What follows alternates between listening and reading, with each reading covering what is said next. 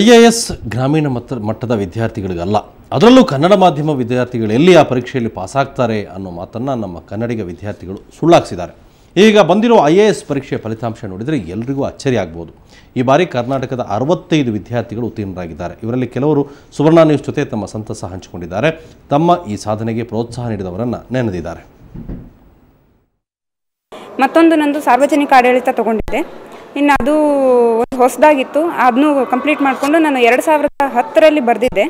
Interview ತನಕ ಹೋಗಿ ಆಗಲಿಲ್ಲ ನಂದು. ಇದು ನಂದು 2ನೇ ಪ್ರಯತ್ನ ಆಗಿತ್ತು. ಇದರಲ್ಲಿ 482ನೇ ರ್ಯಾಂಕ್ ಬಂದಿದೆ.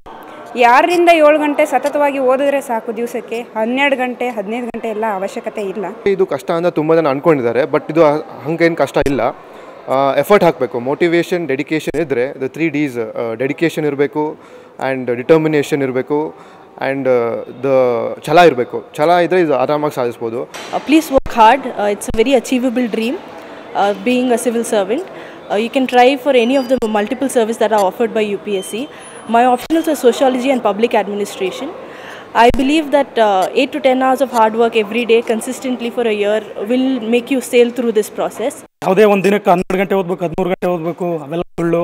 ಇಂಗ್ಲೀಷ್ ಮೆಟೀರಿಯಲ್ ಓದಬೇಕು, ಡೆಲ್ಲಿಗೆ ಹೋಗಬೇಕು, ಅವೆಲ್ಲ ಸುಳ್ಳು. ಕೋಚಿಂಗು ಬೇಕಿಲ್ಲ.